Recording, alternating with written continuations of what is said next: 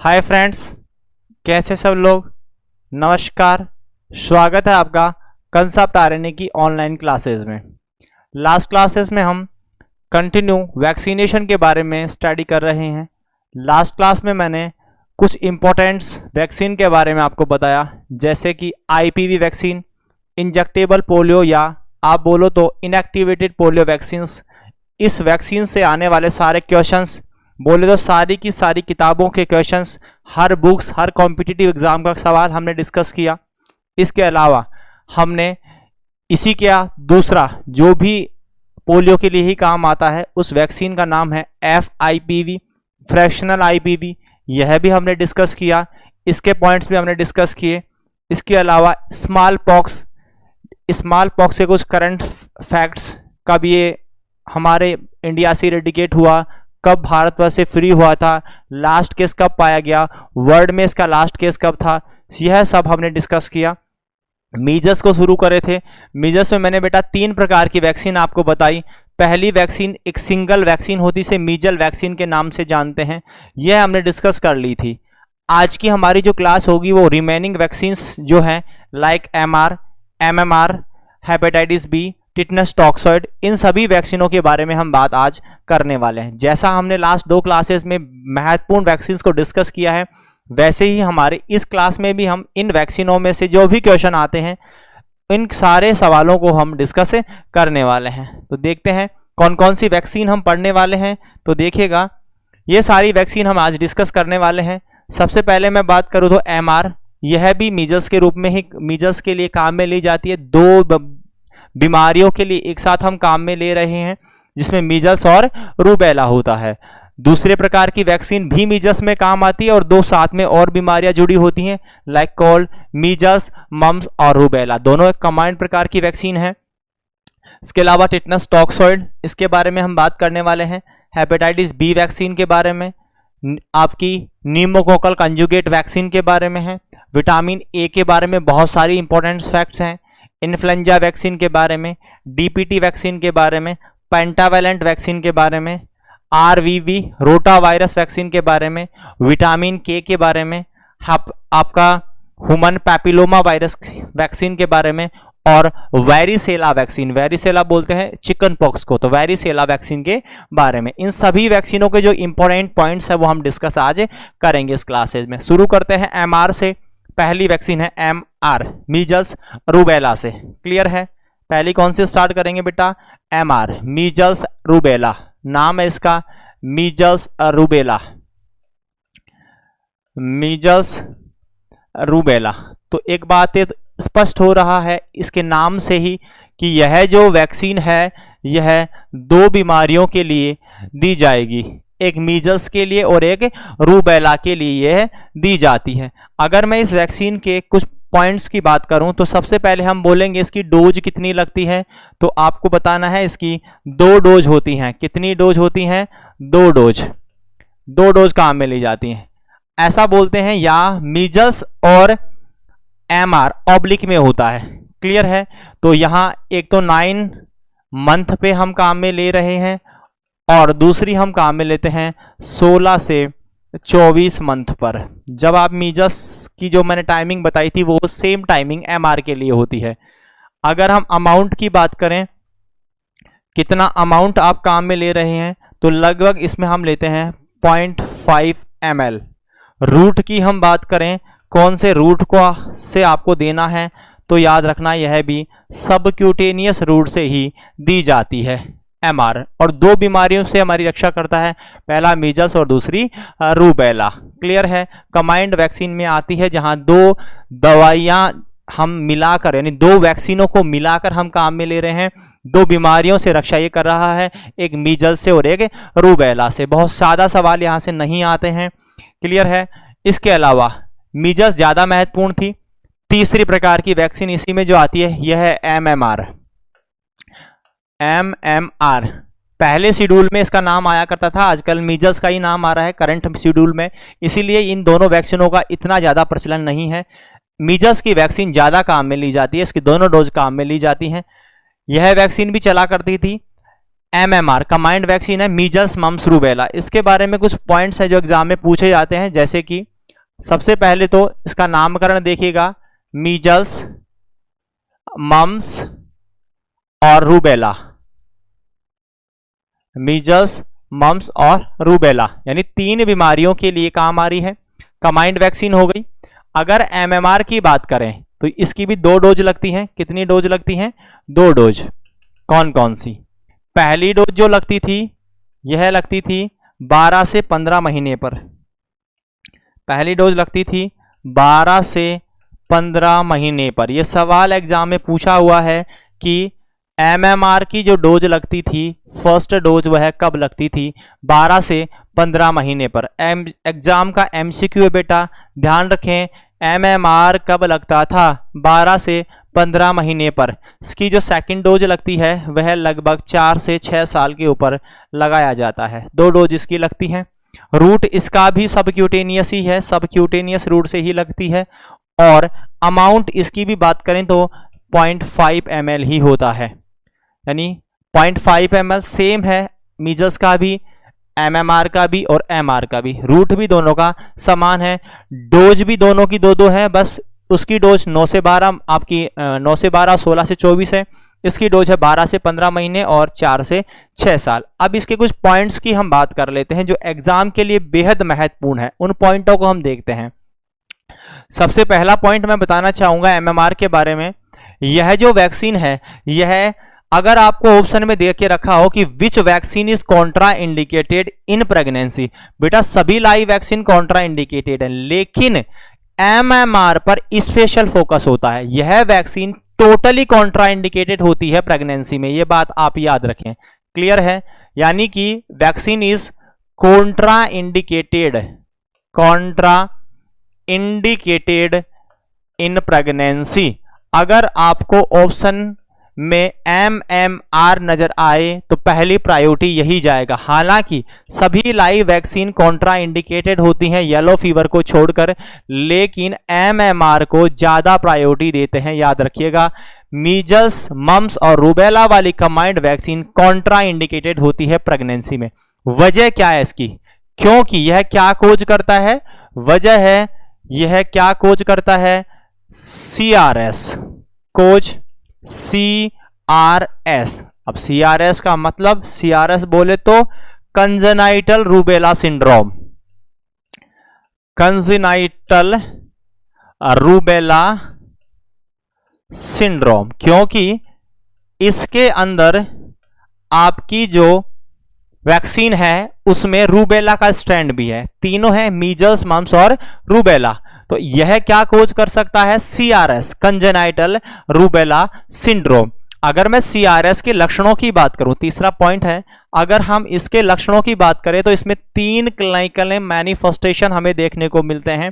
3 चीजें उस बच्चे में देखने को मिल सकती है। कंजेनाइटल मतलब होता है बाई बर्थ, जब बच्चा पैदा होगा, अगर कोई महिला प्रेग्नेंट है और उस महिला को एमएमआर का इंजेक्शन लगा दिया गया या उसके संपर्क में वो महिला आ गई, तो उसका जो बच्चे होने वाला है, जो बच्चा जन्म लेगा, उस बच्चे में जन्म के साथ ही कुछ बीमारियां हो सकती हैं जिन्हें हम कंजेनाइटल रूबेला सिंड्रोम के नाम से जानते हैं। कौन कौन से लक्षण उसमें देखने को मिल सकते हैं उनके बारे में हम बात कर रहे हैं। तो सबसे पहली समस्या उसे कैटरैक्ट हो सकती है। क्या हो सकता है? कैटरैक्ट। दूसरी समस्या उसमें हो सकती है PDA.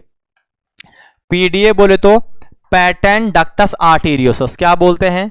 Patent ductus arteriosus, patent ductus arteriosus, patent ductus arteriosus. और तीसरी है आपकी कैटरैक्ट है,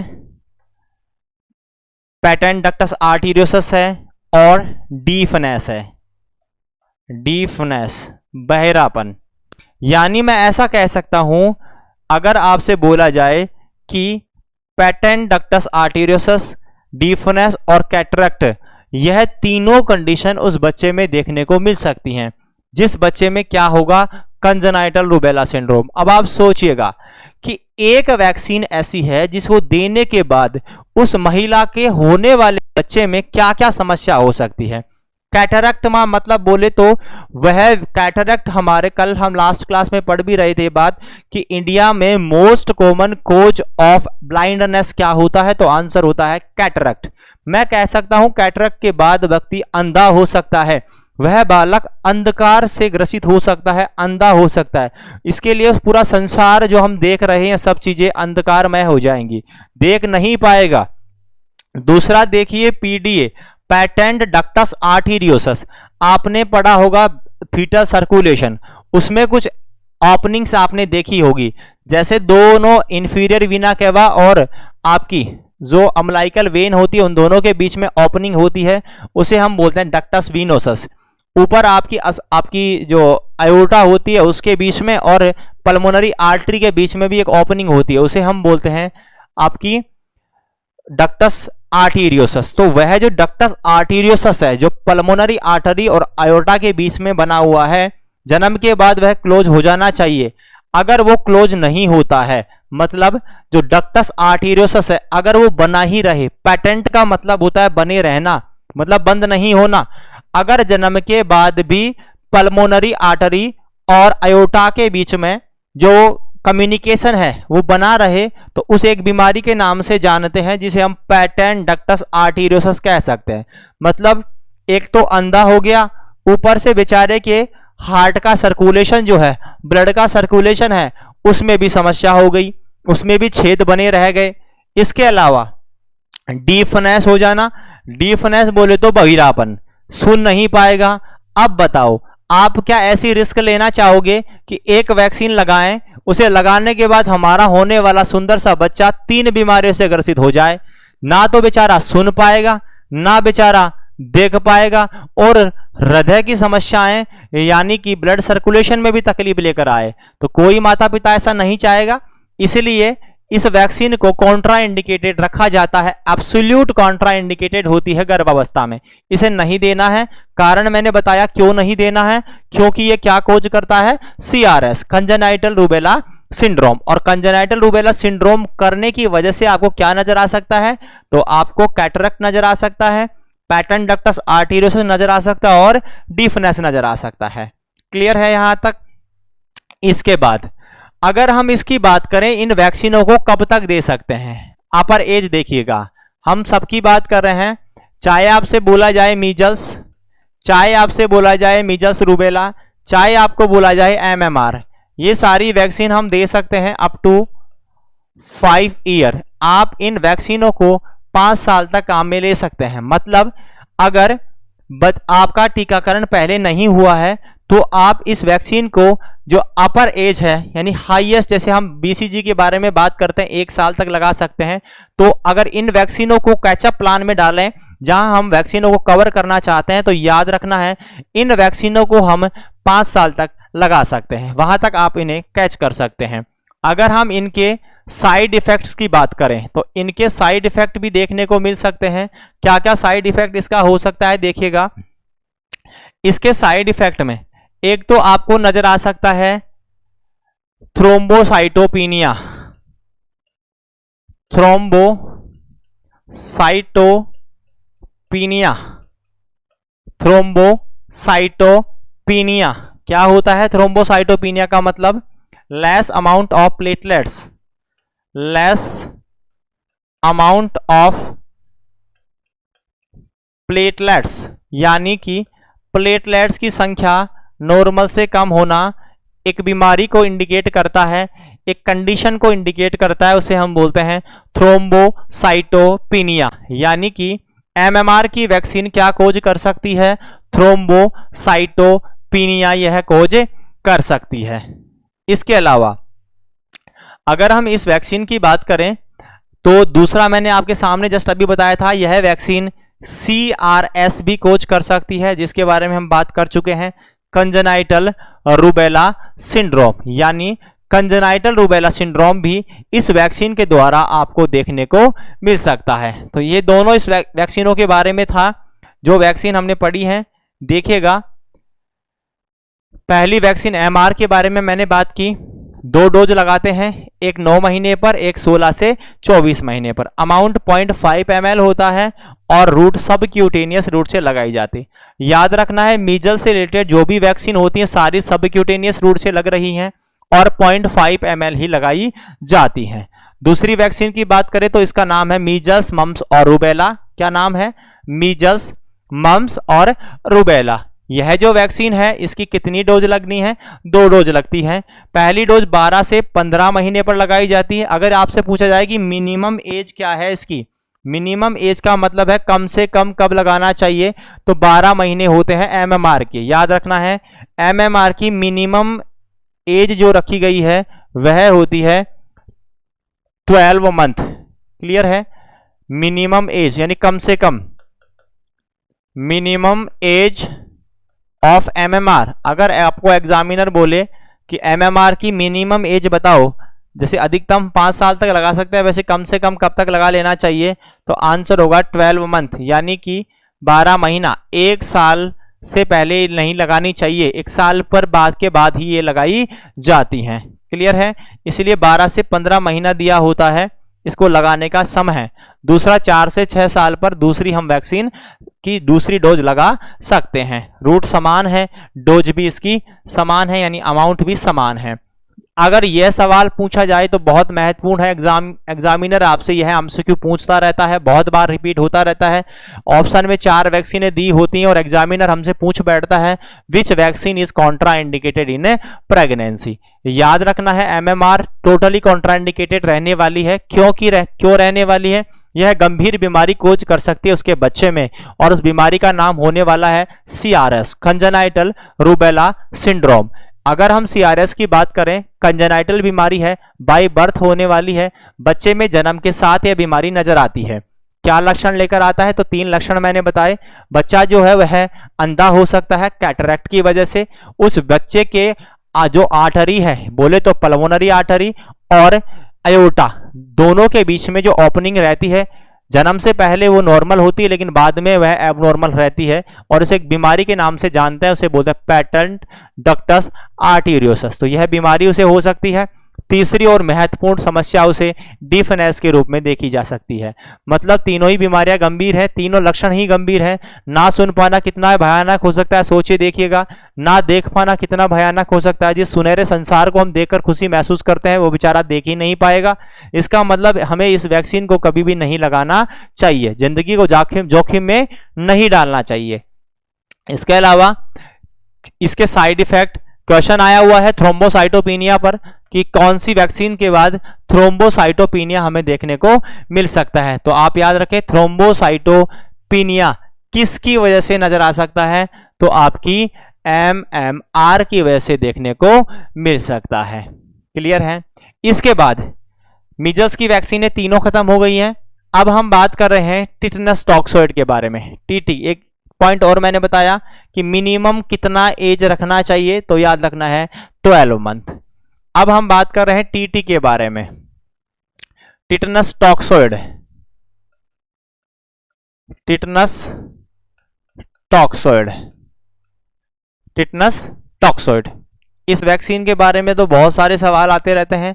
देखिएगा, सबसे पहला पॉइंट तो अगर जब भी इसके बारे में आए आपको याद रखना है कि मोस्ट हीट रेजिस्टेंट और एक सेंसिटिव, 2 वर्ड होते हैं, और मैंने बताया था ये कि यह मोस्ट हीट रेजिस्टेंट वैक्सीन होती है, यानी कि धूप का, तापमान में हाई होने का बहुत ज्यादा प्रभाव इस पर नहीं पड़ता है। और यह जो वैक्सीन है, इसका यह जो पॉइंट मैंने बताया हीट रेजिस्टेंट पॉइंट, यह दिल्ली एम्स 2015 में एमसीक्यू के रूप में आ चुका है। बहुत सारे विद्यार्थियों ने इसे गलत कर दिया। क्यों कर दिया? क्योंकि जब हम एग्जाम देने बैठते हैं तो हमारा मेन उद्देश्य केवल क्वेश्चन को रफली देखना होता है, हम उसे डिटेल में पढ़ते ही नहीं है और बिना क्वेश्चन को समझे हम आंसर देते हैं, क्योंकि हमारी आंखें तो आंसरों पे टिकी होती, क्वेश्चन पे रहती ही नहीं है। इसने क्या किया? क्वेश्चन बनाया most heat sensitive vaccine. Clear है? अगर ये वर्ड आता तो आपका तुरंत आंसर होता ओपीवी, लेकिन उसने क्या घुमा के दे दिया? Most heat resistant vaccine. अब जब बालक पढ़ते हैं, पहला क्वेश्चन ऑप्शन में जैसे ही क्वेश्चन पढ़ना स्टार्ट किए, पहले पढ़े मोस्ट, दूसरा पढ़ लिया हीट, इसका मतलब आगे पढ़ने की जरूरत ही नहीं है। और उन्होंने आंसर क्या टिका दिया तुरंत, OPV। भूल गए कि यह बात किसकी कर रहा है, खराब होने की कर रहा है कि सही करने की बात कर रहा है। याद रखें, हीट रेजिस्टेंट वर्ड अलग होता है और सेंसिटिव वर्ड अलग होता है। अगर एग्जामिनर आपसे पूछता है बताओ हीट रेजिस्टेंट वैक्सीन कौन सी है, तो आंसर जाएगा TT। अगर यही क्वेश्चन पूछा है एग्जामिनर कि हीट सेंसिटिव वैक्सीन कौन सी है, तो आंसर जाएगा OPV। क्लियर है। इसके अलावा दूसरा एक क्वेश्चन आया था VMCC में, यह एम्स का क्वेश्चन बता रहा हूं मैं जो एम्स में पूछा गया है। दूसरा क्वेश्चन है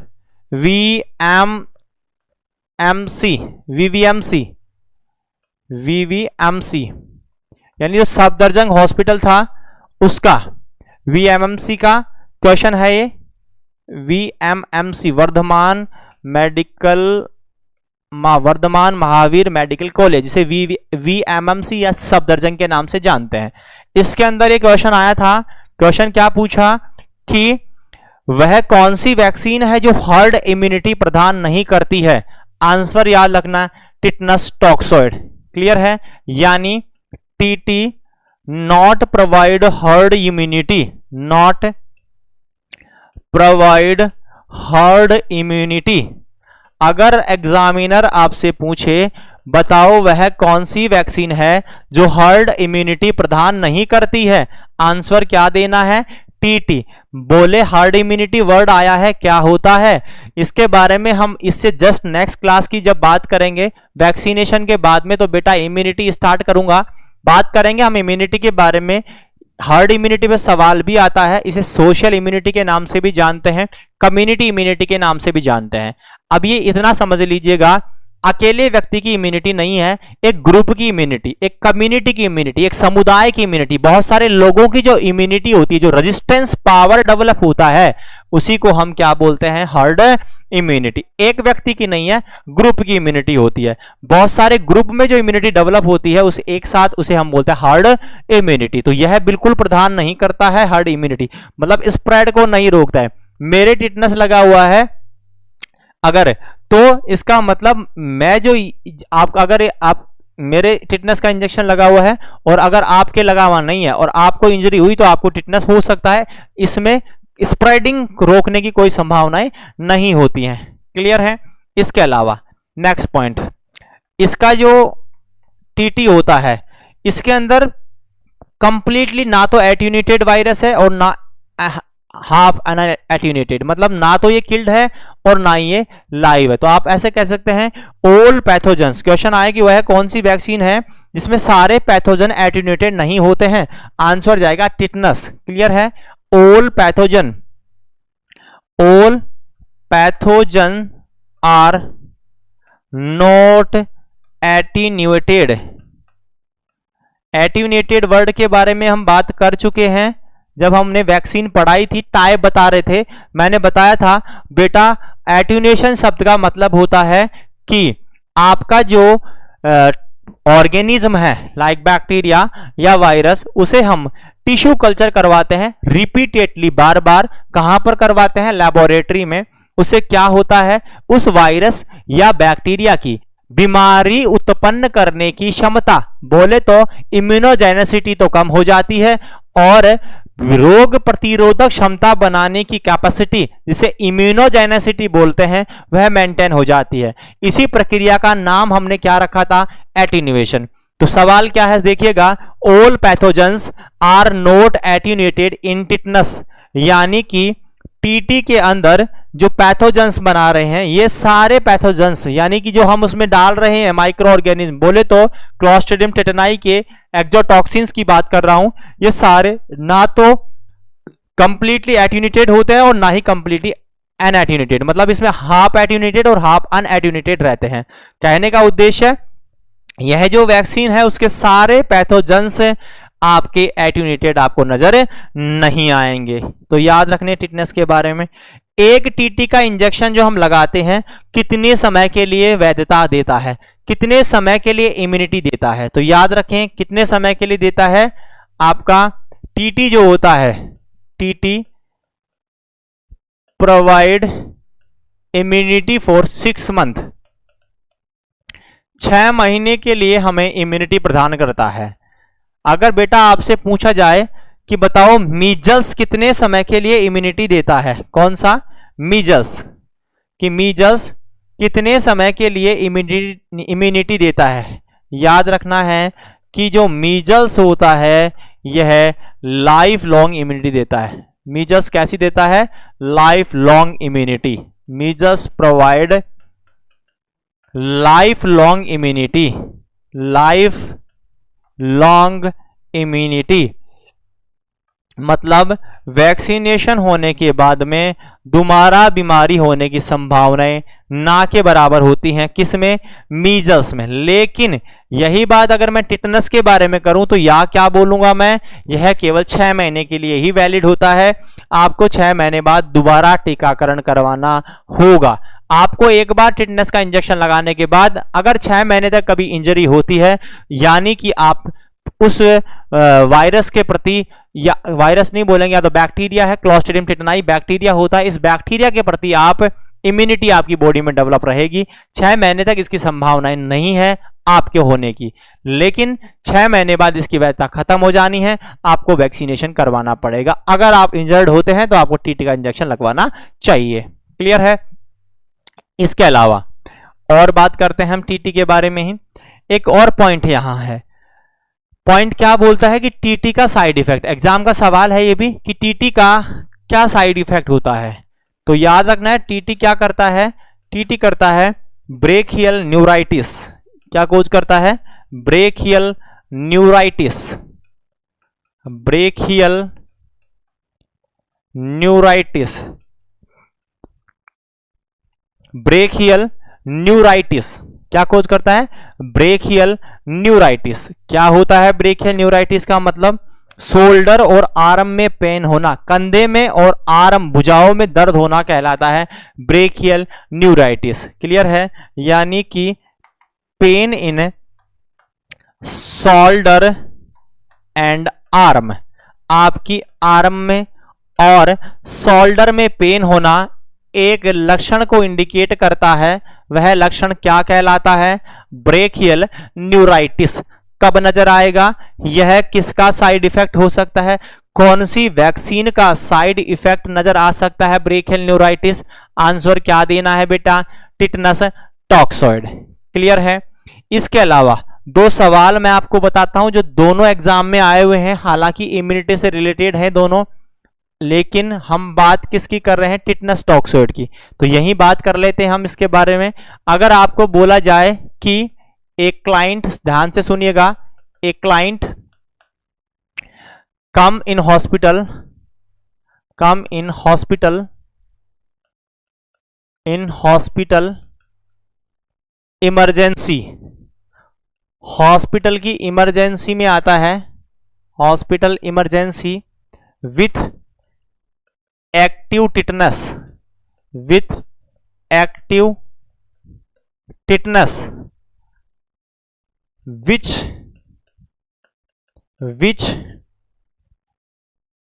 intervention performed first, which intervention performed first।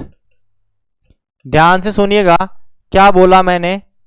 मेरा सवाल है आपसे, एक व्यक्ति, एक क्लाइंट या मरीज बोलो, आपके हॉस्पिटल में आ गया, इमरजेंसी वार्ड में आया है और उसे एक्टिव टिटनस है, मतलब अभी वो टिटनस की बीमारी से ग्रसित हो रहा है। बताओ आपको क्या करना चाहिए, सुनिएगा क्या करना चाहिए। आपको इंजेक्ट करना चाहिए, inject tetanus toxoid, B inject tetanus immunoglobulin,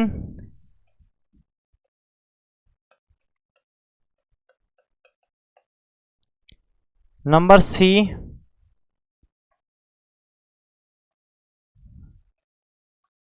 inject BCG, और number D none of above. बताओ क्या करोगे बेटा, अब जब ये ऑप्शन मिला, आपने एक चीज बाहर निकाल दिया और बीसीजी का तो कोई काम नहीं होना चाहिए इसमें। लेकिन अब 2 पॉइंट तो ऐसे हैं जो दोनों ही इंपॉर्टेंट हो सकते हैं, टिटनस भी और टिटनस इम्यूनोग्लोबुलिन भी। याद रखें, अब आप में से अधिकांश लोग जो विद्यार्थी हैं वो क्या सोच रहे होंगे, आंसर इसका टिटनस जाने वाला है, टिटनस टॉक्सोइड, क्योंकि सर पढ़ाई टीटी रहे हैं, क्लियर है।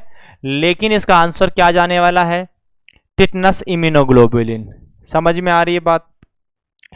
अगर क्वेश्चन में एक वर्ड, ध्यान से सुनना, अगर क्वेश्चन में एक लाइन डाल दे एग्जामिनर, क्या लाइन डाल दे, एक्टिव टिटनस, मतलब उसे टिटनस अभी हो रखा है, अभी उसे बीमारी हो गई, तो इस समय आप अगर वैक्सीन दोगे, बहुत वैक्सीन तुरंत काम नहीं करती, इम्यूनिटी बनने में समय लगेगा, तब तक तो वो बीमारी से ग्रसित होकर रेस्पिरेटरी अरेस्ट होकर मर जाएगा, तो वो वैक्सीन क्या काम आएगी। इसलिए क्या करना चाहिए हमें तुरंत की तुरंत उसे इम्यूनोग्लोबुलिन दे देनी चाहिए। इम्यूनोग्लोबुलिन क्या करने वाली है, रेडीमेड एंटीबॉडी जिसमें होती है, तुरंत काम करने वाली है ये, क्लियर है। तो क्या दे देंगे बेटा, इम्यूनोग्लोबुलिन। तो याद रखें, जब भी एक्टिव टिटनस की बात आए तो इम्यूनोग्लोबुलिन।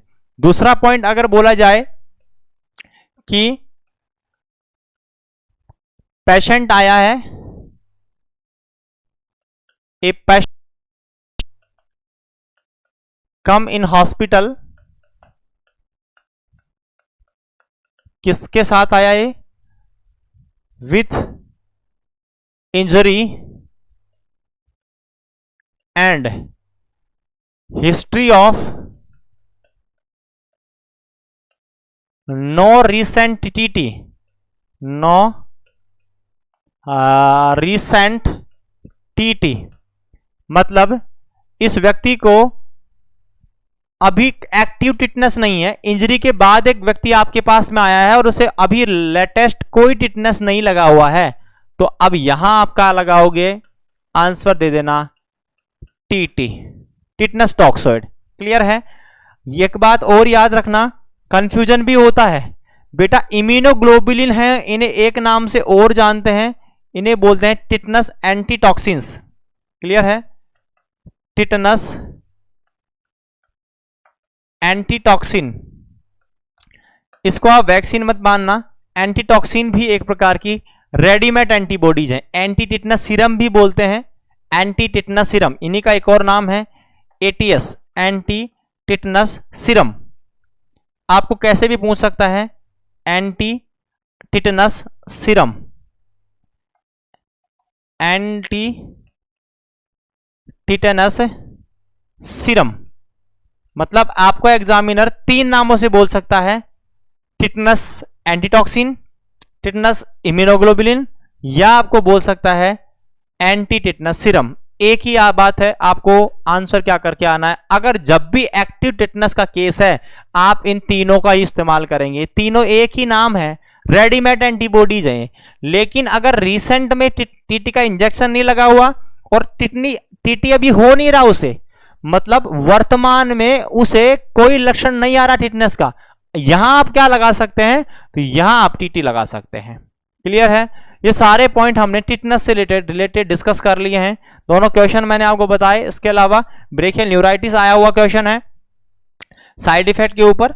इसके अलावा इसके जो क्वेश्चन है कि आपका जो टिटनस होता है यह कैसा है, हीट रेजिस्टेंट है, हर्ड इम्यूनिटी प्रदान नहीं करता है, पैथोजन एट्यूनेटेड नहीं होते हैं सारे, टेम्परेरी इम्यूनिटी प्रदान करता है। ऐसे भी याद रखें, जैसे ये लिखा है वर्ड हर्ड इम्यूनिटी, तो याद रखें कि यह टेम्परेरी इम्यूनिटी प्रदान करता है, परमानेंट नहीं देता।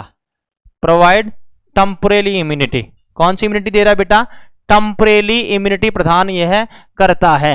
कौन सी इम्यूनिटी है, temporary,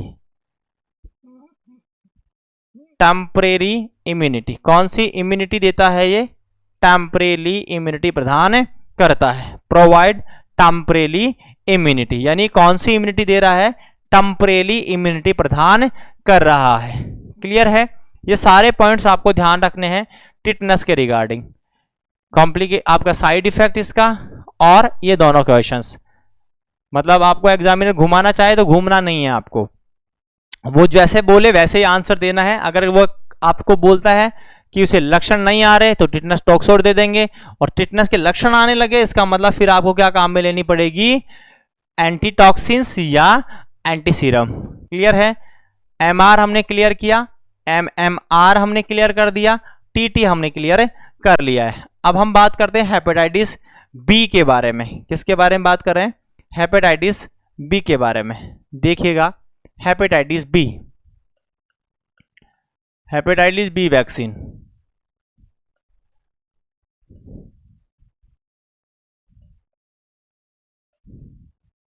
hepatitis B vaccine, hepatitis B की जो वैक्सीन है आपकी, अगर हम इसकी बात करें हेपेटाइटिस बी के बारे में, तो आपका जो हेपेटाइटिस बी है, सर्वप्रथम अगर मैं इसकी बात करूं तो इसकी डोज आप देखिएगा।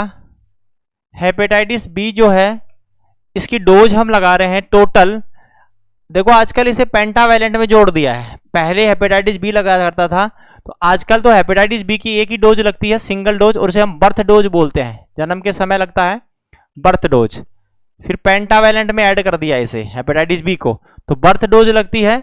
और लगनी कितनी है इसकी, याद रखना है 0.5 ml लगती है, और IM रूट से लगाई जाती है। IM का मतलब आप समझ गए होंगे, जब भी IM लगती है 1 साल से पहले तो anterolateral aspect of mid thigh यानी कि वास्टस लैटरलिस मसल में लगेगी। जहां पर भी 1 साल से नीचे IM आ जाए, आप आंख बंद करके बता देना कि जांग में, थाई में एंटीरो लैटरल एस्पेक्ट में लगेगी, और मसल का नाम भी बोलते हैं वास्टस लैटरलिस।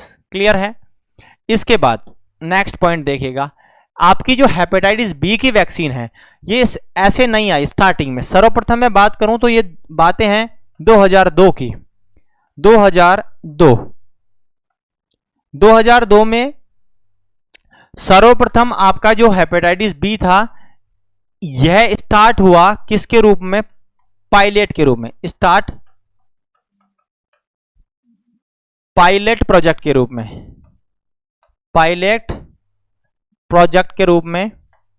किन में? इन 33 डिस्ट्रिक्ट्स ऑफ 10 स्टेट, 10 राज्यों के 33 जिलों में सन 2002 में इसे स्टार्ट किया गया सर्वप्रथम वैक्सीनेशन के रूप में। उसके बाद सन 2007 में इसे उन सभी में कर दिया गया। क्लियर है? यानी कि इसे एक्सपेंड कर दिया गया, एक्सपेंडेड यानी फैला देना, to all districts, all district of 10 state.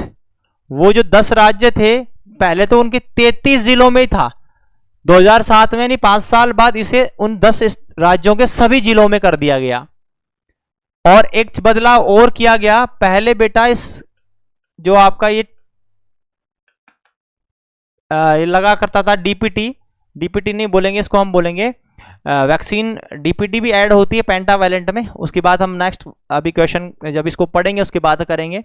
अगर इसकी हम बात करें तो आपका जो हेपेटाइटिस बी है, हेपेटाइटिस बी भी पहले लगता था 3 डोज के रूप में, लेकिन अब इसी 2007 में इसकी डोज को भी बढ़ा दिया गया था, या डोज भी बदल दी गई थी। यहां अब डोज देने लगे थे, डोज इसकी हो गई थी 4 डोज। पहले कितनी लगती थी, अभी न्यू सिनेरियो की बात कर रहा हूं मैं, पहले कितनी लगती थी, ओल्ड डोजेस कितनी थी इसकी 3। तो अभी मतलब ये 3 से 4 का रिप्लेसमेंट कब हुआ, 2007 में। आप पढ़ोगे 4 डोज मैंने एक बताई क्योंकि हेपेटाइटिस बी के नाम से एक लग रही है, फिर बाकी को पेंटावैलेंट में जोड़ रखे हैं। आजकल हम पेंटावैलेंट पढ़ते हैं, पेंटावैलेंट में 5 वैक्सीन आती है, उसमें हेपेटाइटिस बी का भी एक थ्रेड है। मतलब हेपेटाइटिस बी 3 जगह तो लगता है पेंटा में, पेंटा लगता है 6, 10 और 14 पे, और जन्म के समय हेपेटाइटिस बी लगा रहे हैं। ऐसे टोटल मिलाकर कितनी हो गई, 4। तो पहले 3 लगती थी, अब इसे 4 कर दिया। कब किया गया, तो 2007 में किया गया है। क्लियर है? इसके अलावा सन 2011 में क्या कर दिया गया, इस जो आपकी ये वैक्सीन है इसे जनरलाइज्ड कर दिया गया था, यूनिवर्सलाइज्ड कर दिया गया, यूनिवर्सलाइज्ड 2011 में से यूनिवर्सलाइज्ड कर दिया गया। मतलब इसका जो डेवलपमेंट है वो एक सीरियल क्रम में चला। सर्वप्रथम 2002 33 जिलों में जो है उनमें लागू किया गया, 10 राज्यों के। फिर 5 साल बाद उन 10 राज्यों के सभी जिलों में कर दिया गया। फिर 2007 में डोज एक बढ़ा दी, 4 डोज कर दी, और 2011 में से यूनिवर्सलाइज्ड कर दिया। मतलब सब जगह लगाओ आप हेपेटाइटिस बी को। इसके अलावा और क्या बात कर सकते हैं हम हेपेटाइटिस बी में? हेपेटाइटिस बी जो होता है आपका, इस हेपेटाइटिस बी के अंदर मोस्टली हमें क्या ध्यान रखना है, जब आप हेपेटाइटिस बी की बात करते हैं तो जन्म के समय जो डोज आएगी, इस पर सवाल बनता है बहुत बार, क्योंकि हम जब जन्म के समय जो डोज लगा रहे हैं ना, अधिकतर सब में लिखा होता है 0 डोज। जैसे आप ओपी भी देखोगे 0 डोज, लेकिन अगर हेपेटाइटिस बी की बात आए तो बेटा यहां याद रखना एक बात, पॉइंट है वह है इसकी कि हेपेटाइटिस बी की अगर बात आए जन्म के समय तो आप इसे बर्थ डोज बोलोगे। मैंने लिखा भी है, इसीलिए मैंने लिखा था कि आपको कंफ्यूजन नहीं हो, और उस डोज का नाम भी मैंने बेटा बर्थ डोज लिखा है। बर्थ डोज को 0 डोज नहीं बोलना, आपको बर्थ डोज ही बोलना है। तो इसकी जन्म के समय जो डोज लगती है वह बर्थ डोज लगती है। इसके अलावा और पॉइंट देखिएगा, एक और महत्वपूर्ण पॉइंट है, हेपेटाइटिस बी जो है एक बालक बालिका में नहीं लगाई जाएंगी। किस में? अगर कभी आपको बोला जाए कि कोई प्रीटर्म बच्चा पैदा हो रहा है, या लो बर्थ वेट बेबी पैदा हुआ है, या ऐसा बच्चा पैदा हुआ जिसका वजन 2 किलो से कम है, उस बच्चे में कौन सी वैक्सीन नहीं लगाई जाएगी? आंसर होगा हेपेटाइटिस बी की वैक्सीन। याद रखना है, क्लियर है? यानी कि यह पॉइंट में एग्जाम का पॉइंट है, बता रहा हूं आपको। हेपेटाइटिस बी वैक्सीन, शॉर्ट में लिख रहा हूं, hepatitis B vaccine never given, never administer to LBW, बोले तो low birth weight pre term and weight less than 2 kg of child. अगर कोई बच्चा जो पैदा हुआ है उस बच्चे का वजन 2 किलो से कम हो, कितने किलो से? 2 किलो से कम हो, या वह बच्चा लो बर्थ वेट हो यानी कम वजन वाला, या प्री टर्म पैदा हुआ, तो हेपेटाइटिस बी की वैक्सीन उसे नहीं देनी है, वह टॉलरेट नहीं कर पाएगा। पहली बात। दूसरा पॉइंट, अगर बच्चा पैदा हो रहा है हेपेटाइटिस बी से ग्रसित मां से, मतलब मां को हेपेटाइटिस बी था उससे पैदा हो गया, तो फिर उस बच्चे में वैक्सीन और इम्यूनोग्लोबुलिन दोनों देनी है 12 घंटे के अंदर अंदर।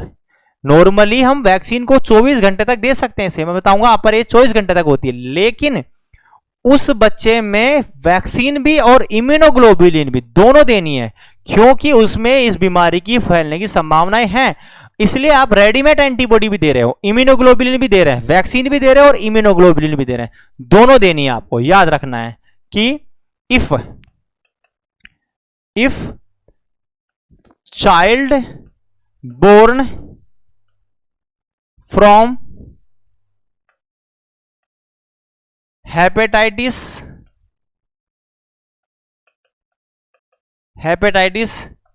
बी इन्फेक्टेड मदर,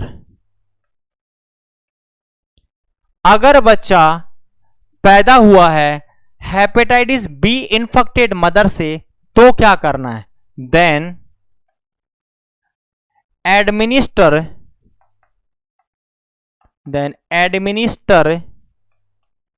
2 पॉइंट लिख रहा हूं। पहला हेपेटाइटिस बी वैक्सीन, एंड दूसरा पॉइंट है हेपेटाइटिस बी वैक्सीन की immunoglobulin, hepatitis B immunoglobulin. Immunoglobulin, immunoglobulin दोनों देनी है। कब, समय भी पूछा गया है, कब तक देने हैं, विथ इन 12 आवर, 12 घंटे के अंदर अंदर दोनों चीज लगाओ, हेपेटाइटिस बी की वैक्सीन भी लगाओ और हेपेटाइटिस बी का इम्यूनोग्लोबुलिन भी। तो 2 पॉइंट हो गए। छोटा बच्चा है 2 किलो से कम तो लगाना ही नहीं है। अगर हेपेटाइटिस बी से ग्रसित मां से पैदा हो रहा है तो दोनों लगाओ, हेपेटाइटिस बी की वैक्सीन भी लगाओ और इम्यूनोग्लोबुलिन भी लगाओ। क्लियर है। इसके अलावा कब तक लगा सकते हैं, अपर एज कितनी है इसकी, तो हेपेटाइटिस बी की वैक्सीन की अपर एज का मतलब कब तक लगा सकते हैं, तो याद रखना है अपर एज कब तक होगी, तो अप टू 24 आवर्स। जैसे BCG को 1 साल तक लगा सकते हैं, वैसे इसे कब तक लगा सकते हैं, 24 घंटे तक लगा सकते हैं। बर्थ डोज की हम बात कर रहे हैं, birth dose up to the 24 hour लग सकता है। इसके अलावा इसका भी साइड इफेक्ट क्या है, हो सकता है, तो हाइपर सेंसिटिविटी और शॉक एंड हाइपर सेंसिटिविटी।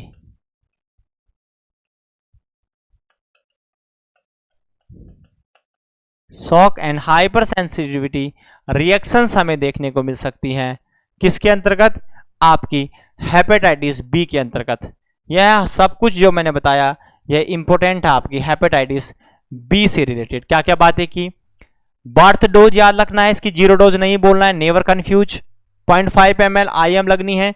बाद में पेंटावेलेंट देते हैं, पहले ही हेपेटाइटिस बी दे रहे हैं, बाद में पेंटावेलेंट आ गया आजकल। 2002 के से स्टार्ट हुआ, फिर 7 में बदलाव, फिर 11 में बदलाव, अभी यूनिवर्सलाइज्ड हो गया। 2 किलो से कम है तो देना ही नहीं है, और हेपेटाइटिस बी से ग्रसित मां से हो रहा है तो दोनों देनी है 12 घंटे में। और कब तक दे सकते हैं, हाईएस्ट 24 घंटे तक। क्या क्या साइड इफेक्ट हो सकता है, शोक हो सकता है और हाइपर सेंसिटिविटी रिएक्शंस हो सकती हैं। और सुनिएगा, हेपेटाइटिस बी भी क्लियर हो गई, पूरी बातें हमने कर ली इसके बारे में। हेपेटाइटिस बी के बाद नेक्स्ट वैक्सीन है PCV, न्यूमोकोकल कॉन्जुगेट वैक्सीन। इसके बाद देखते हैं pneumococcal conjugate vaccine PCV, pneumococcal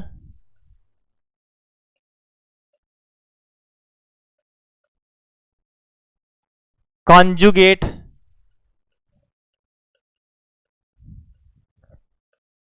vaccine, pneumococcal conjugate vaccine. जो न्यूमोकोकल कॉन्जुगेट वैक्सीन है इसकी टोटल डोज लगती है 3 डोज। कितनी डोज है, 3 डोज। कब कब लग रही हैं देखो, फर्स्ट लगती है 6 वीक पर, सेकंड लगती है 14 वीक पर, तीसरी बूस्टर लगती है, बूस्टर, इसकी एक बूस्टर लगती है, और यह बूस्टर आपकी लग जाती है 9 से लेकर 12 महीने के दौरान। 6 वीक, 14 वीक और बूस्टर 9 से 12 महीने पर। यह आपकी है PCV, न्यूमोकोकल कॉन्जुगेट वैक्सीन। किसके लिए दे रहे हैं, तो फॉर निमोनिया। यह फॉर निमोनिया के लिए दी जाती है, निमोनिया से बचने के लिए इस वैक्सीन को हम दे रहे हैं। कितना अमाउंट लेते हैं, तो इसका अमाउंट है 0.5 ml, यानी कि 0.5 ml। रूट इसका भी IM ही है, IM रूट से ये दी जाती है। IM रूट बोले तो समझ गए होंगे, 1 साल से पहले वास्टस लैटरलिस मसल में दी जाती है। इसकी भी अपर एज कब तक दे सकते हैं, तो आप दे सकते हो अप टू 1 ईयर, 1 साल तक यह वैक्सीन भी हम दे सकते हैं। सबकी अपर एज याद रखना, आजकल पूछते हैं कई OPV की 0 डोज के बारे में आ गया, BCG के बारे में रिपीट हो गया कि इन वैक्सीनों को कब तक दे सकते हैं। तो सॉरी, इस वैक्सीन को हम कब तक दे सकते हैं, 1 ईयर तक इसे हम दे सकते हैं। उसके अलावा आपकी जो PCV वैक्सीन है, न्यूमोकोकल कॉन्जुगेट वैक्सीन, इस पर एक सवाल बनता है क्या सवाल बनता है देखिएगा, एग्जामिनर पूछे कि स्प्लीनेक्टोमी के बाद में कौन सी वैक्सीन देनी चाहिए, स्प्लीन को रिमूव करने के बाद कौन सी वैक्सीन दी जाती है, आंसर होगा न्यूमोकोकल वैक्सीन, याद रखना है। क्लियर है? तो ये पॉइंट मैं बता रहा हूं, विच वैक्सीन गिवन आफ्टर स्प्लीनेक्टोमी, तो आंसर होगा न्यूमोकोकल वैक्सीन। क्या आंसर बोलना है? न्यूमोकोकल वैक्सीन, न्यूमोकोकल वैक्सीन, यानी कि न्यूमोकोकल वैक्सीन देनी होती है स्प्लीनेक्टोमी के बाद में। स्प्लीन को रिमूव करने के बाद में कौन सी वैक्सीन दी जाएगी, आपका आंसर देना है आपको, कौन सी वैक्सीन? Pneumococcal vaccine. क्लियर है? यह सब कुछ आपको मैंने बताया पीसीवी के बारे में। नेक्स्ट आपकी है विटामिन ए के बारे में। विटामिन ए का घोल भी हम देते हैं, इंपॉर्टेंट है, यहां से सवाल भी बनते हैं विटामिन ए के बारे में भी। देखिएगा क्या क्या बातें हैं। विटामिन ए, विटामिन ए, सबसे पहला पॉइंट तो इसे कोल्ड चेन में स्टोर नहीं करते हैं, ये स्टोर नहीं होता है, सब सेंटर पर भी रहता है, इस मतलब वहीं मिलेगा आपको, कोल्ड चेन में रखने की आवश्यकता नहीं है। क्लियर है? तो यह है not stored in cold chain, यह बात आप याद रखें, not stored in cold chain, cold chain में स्टोर नहीं होती है, पहला। दूसरा बेटा एक क्वेश्चन आता है आजकल, रिपीट होने लगी, किट्स के बारे में हम पढ़ाएंगे, सारे किट के बारे में, ए से लेकर पी तक किट होते हैं सब सेंटर पीएससी और सीएससी पर, उनके बारे में। तो ये कौन से किट में होती है और कहां रहती है, ये सवाल बनता है, याद रखना है। ये प्रेजेंट होता है, present in kit A at sub centre, आपका जो सब सेंटर है उसके किट ए में। अब कैसे याद रखेंगे, विटामिन ए बोले तो ए, किट ए में, यानी विटामिन ए किस में रहती है, किट नंबर ए में रहती है। तो किट ए में विटामिन ए रहता है और सब सेंटर पर पाया जाता है, यानी सब सेंटर के किट नंबर ए में विटामिन ए का घोल पाया जाता है। यह जो होता है यह बेटा लिक्विड है, याद रखना है यह लिक्विड है, यानी कि इसका जो रूट होने वाला है वो ओरल रूट है, पिलाई जाती है। ये किसके लिए पिलाते हैं, ये सवाल भी बनता है, किसकी रक्षा के लिए, तो याद रखना है फॉर, किसके लिए पिला रहे हैं, नाइट ब्लाइंडनेस के लिए ओरल पिलाई जाती है, ये ओरल रूट से पिलाते हैं। और किसके लिए पिला रहे हैं, for protection of night blindness, night blindness, night blindness को रोकने के लिए विटामिन ए का घोल पिलाया जाता है। कितना पिलाया जाता है, सवाल यहां से बनते हैं, एमसीक्यूज बता रहा हूं मैं आपको, बीसीसीएल, एम्स, पीजीआई, बहुत बार सवाल आ गया। टोटल कितनी डोज पिलाते हैं, कितना गैप रखते हैं, पहली डोज कितना अमाउंट होती है, सवाल बनता है। सुनिएगा पहला पॉइंट, अगर मैं इसकी बात करूं सबसे पहली बात, तो बेटा पहले ओल्ड तो इसकी टोटल 9 डोज लगती, 6, अब लगती है 9, तो पहले डोज लगती थी 6 डोज, पहले विटामिन ए की 6 डोज लगाई जाती थी, लेकिन अभी 9 डोज लगती हैं। टोटल कितनी डोज लगती हैं, 9 डोज। अगर आपको अमाउंट में पूछे तो बताना है 17 lakh international unit, 70 lakh international unit. Vitamin A की टोटल कितनी डोज लगेंगी, बोला 9, कितना अमाउंट होगा उनमें, 17 लाख इंटरनेशनल यूनिट। सुनिएगा कैसे, सबसे पहले फर्स्ट डोज की बात करूं, याद रखिएगा फर्स्ट डोज लगने वाली है 9 मंथ पर। कब लगी? 9 मंथ पर। 9 मंथ पर जो लगी यह कितनी होती है? यह होती है 1 लाख इंटरनेशनल यूनिट।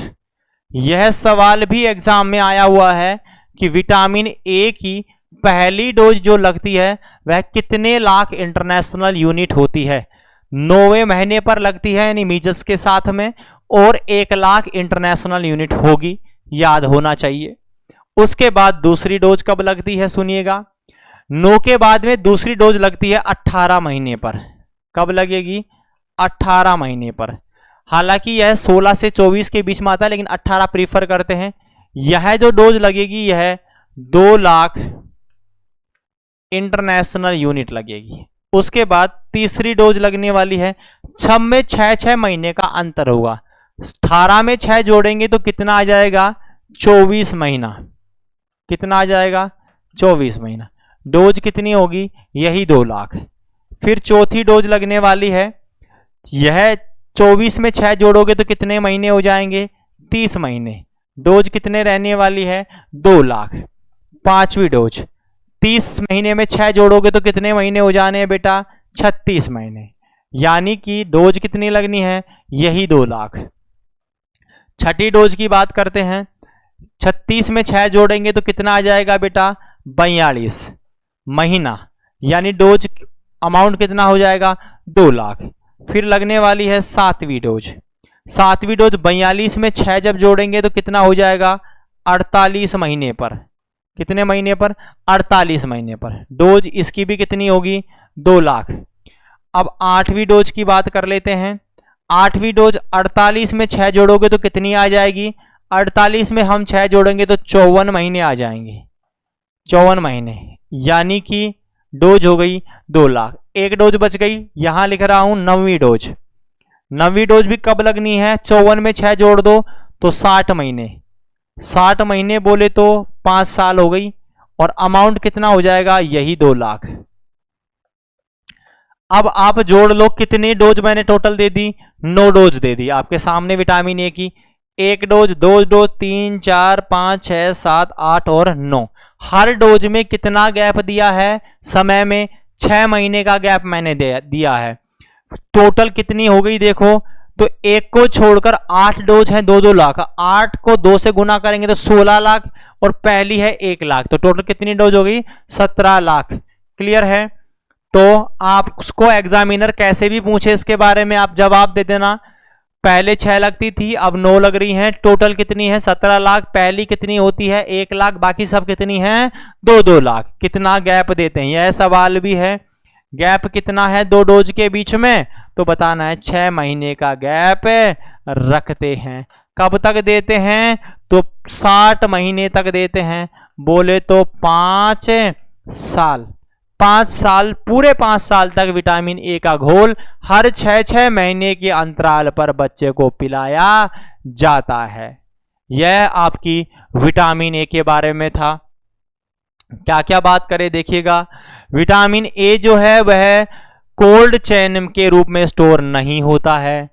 यह किट नंबर ए जो सब सेंटर है वहां प्रेजेंट होता है। लिक्विड में होती है। ये ओरली रूट से दी जाती है। किसके लिए देते हैं? नाइट ब्लाइंडनेस के लिए देते हैं। पहले कितनी डोज लगती थी? बताना है। 6 डोज लगती थी। अभी कितनी लगती हैं? तो 9 डोज लगती हैं। पहली डोज 9 मंथ पर लगती है। उसके बाद 18, 24, 30 यानी हर 6 महीने के अंतराल पर 5 साल तक हम देते हैं। पहली डोज कितने लाख?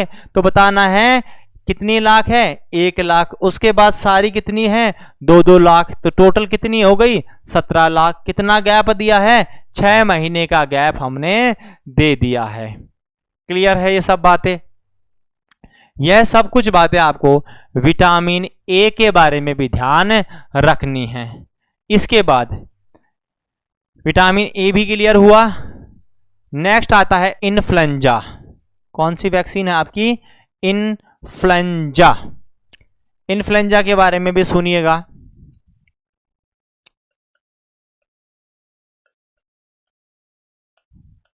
इन्फ्लुएंजा। इन्फ्लुएंजा के बारे में पहला पॉइंट, यह एकमात्र ऐसी वैक्सीन है जो नेजल स्प्रे से दी जाती है, नाक से। आईएम और आईवी नहीं है। तो ये किस रूट से देते हैं? By nasal spray. वह वैक्सीन जो नेजल स्प्रे से देते हैं, आंसर होगा इन्फ्लुएंजा। नंबर सेकंड, अप्रूवल कब मिला था इसको? तो याद रखना है इन्फ्लुएंजा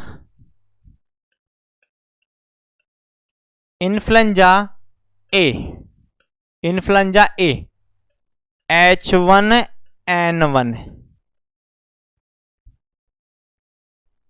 H1N1 आप पढ़ोगे, H1N1, H1N2, स्वाइन फ्लू भी इसी कैटेगरी में आता है, सब इसी के थ्रेड है, इनमें बदलाव होता रहता है, H1 और N1।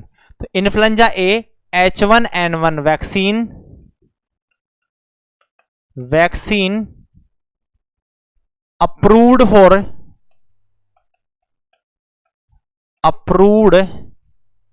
in 2009। सवाल मिलेगा कि इन्फ्लुएंजा की वैक्सीन को अप्रूवल कब मिला? आंसर होगा 2009। 2009 में इसे अप्रूवल मिल गया था। कौन सी वैक्सीन को? इन्फ्लुएंजा ए, H1N1। यहां आपके लिए दो वर्ड आए बेटा, H और N। इनकी फुल फॉर्म में बताता हूं, इनकी थ्रेड है, आगे भी काम आएगा, आप कम्युनिकेबल डिजीज में पढ़ोगे। H का मतलब है haemagglutination, haemagglutination. N का मतलब है न्यूरामिनिडेज।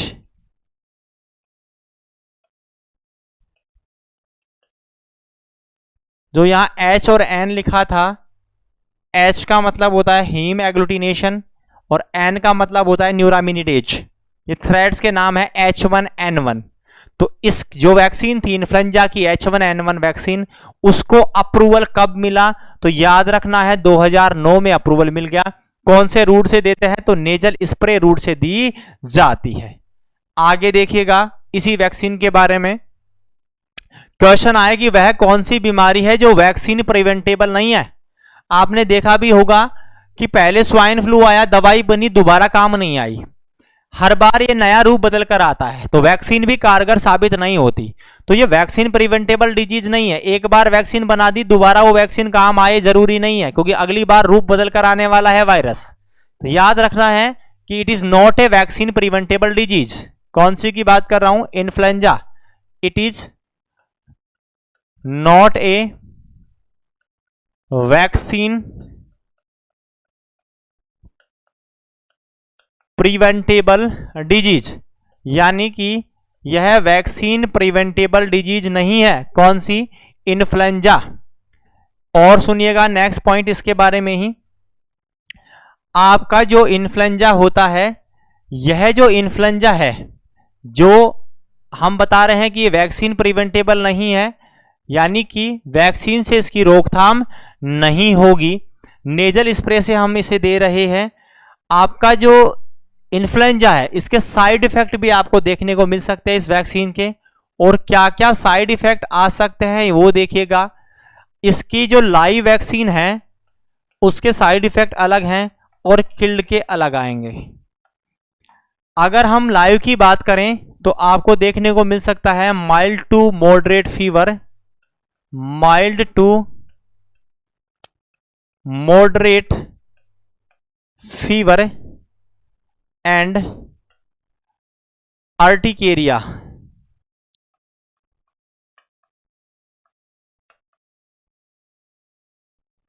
माइल्ड टू मॉडरेट फीवर और अर्टिकेरिया, यह देखने को मिल सकता है हमें किसके अंदर? इन्फ्लुएंजा के अंदर। किसमें? लाइव के अंदर। यही बात मैं बात करूं किल्ड के बारे में, तो किल्ड में आपको देखने को मिल सकता है जीबीएस। जीबीएस बोले तो गुलियन बर्री सिंड्रोम, पढ़ा होगा आपने न्यूरो के अंदर। गुलियन बर्री सिंड्रोम, गुलियन बर्री सिंड्रोम, यह असेंडिंग न्यूरोपैथी कहलाती है। असेंडिंग न्यूरोपैथी क्वेश्चन आता है बेटा, इसमें पढ़ोगे आप या पढ़ लिया होगा, न्यूरो नर्वस सिस्टम में आते हैं। नर्वस सिस्टम में जो पेरिफेरल नर्व होती हैं उनका डिसऑर्डर है ये गुलियन-बेरी सिंड्रोम। और इसमें बहुत सारे सवाल आते हैं, जैसे एक तो रेस्पिरेटरी पे सवाल बनता है कि गुलियन-बेरी सिंड्रोम में डेथ का कारण क्या होता है, तो क्वेश्चन बनता है रेस्पिरेटरी अरेस्ट, यानी कि गुलियन-बेरी सिंड्रोम में जो रेस्पिरेटरी अरेस्ट है वो देखने को मिलता है, इसीलिए इस व्यक्ति का, इस मरीज का रेस्पिरेटरी स्टेटस हम चेक करते रहते हैं। दूसरा, कौन से सिस्टम की बीमारी है, तो याद रखना है पेरिफेरल नर्वस सिस्टम में आती है ये। और क्या होता है, तो यहां भी जो माइलिन शीथ है उनका डीमाइलिनेशन होने लग जाता है पेरिफेरल नर्व का, उसे हम गुलियन-बेरी सिंड्रोम के नाम से जानते हैं। बहुत सारे सवाल जो दोनों मैंने बताए एग्जाम के सवाल हैं, और आप इसे डिटेल में पढ़ ही लोगे न्यूरो के अंदर। तो ये कंडीशन आपको किस में नजर आ सकती है, इन्फ्लुएंजा के साथ में ये देखने को मिल सकती है। इन्फ्लुएंजा के भी किसके साथ में, किल्ड के साथ में। ऐसे याद रखना कंफ्यूजन रहने के लिए, किल्ड मतलब मरी हुई, यानी जीबीएस भी मृत्यु का कारण बन जाता है जब रेस्पिरेटरी अरेस्ट कर देता है, यानी कि मरी हुई वैक्सीन से मरने का काम हो सकता है। याद करने की ट्रिक बता रहा हूं, किल्ड का मतलब है जीबीएस, जीबीएस बोले तो मृत्यु का एक कारण बन सकता है रेस्पिरेटरी अरेस्ट की वजह से। तो हमने आज की जो हमारी ये क्लास थी, इस क्लास में डिस्कस किया है एमआर के बारे में, एमएमआर के बारे में, टीटी के बारे में, हेपेटाइटिस बी के बारे में, पीसीवी न्यूमोकोकल कॉन्जुगेट वैक्सीन के बारे में, विटामिन ए के बारे में और इन्फ्लुएंजा के बारे में। और हमारे पास में जो बाकी रही हैं 1, 2, 3, 4, 5 और 6, यह जो 6 हैं, ज्यादा बड़ा पोर्शन इनमें नहीं है, केवल डीपीटी और विटामिन के ऊपर हल्के से क्वेश्चंस आए हुए हैं, एक रोटा वायरस के बारे में। इनके पॉइंट्स भी हम अगली क्लास में डिस्कस करेंगे। और इसी के साथ जो इन वैक्सीनों के बाद में हम डिस्कस करने वाले हैं इम्यूनाइजेशन शेड्यूल। मैंने जितनी भी वैक्सीन आपको पढ़ा रहा हूं, हर वैक्सीन के साथ ये बता रहा हूं उसकी डोज कैसे कितनी लगती है, रूट किसका कौन सा है, कौन सी बीमारी के लिए लगा रहे हैं और कब कब लगा रहे हैं, ये सब मैं बता रहा हूं। इसके अलावा जब मैं इम्यूनाइजेशन शेड्यूल पढ़ाऊंगा तो केवल आपको क्या बोलूंगा, एट बर्थ यह वैक्सीन लगती है बस, एट 6 मंथ यह वैक्सीन, क्योंकि डोज मैं पढ़ा चुका हूं आपको, रूट मैं आपको बता चुका हूं, तो मुझे बार बार बताने की आवश्यकता नहीं है। नेक्स्ट क्लास के अंदर हम इस वैक्सीनेशन का इम्यूनाइजेशन शेड्यूल पढ़ लेंगे और दूसरा इन बची हुई वैक्सीनों के बारे में हम डिस्कस कर लेंगे। क्लियर है? आज की क्लास में इतना ही, नेक्स्ट क्लास में फिर मिलेंगे नए टॉपिकों के साथ में जो आपके सामने मैंने बताए हैं, रिमेनिंग वैक्सीन और इम्यूनाइजेशन शेड्यूल के साथ में। क्लियर है? Okay, bye.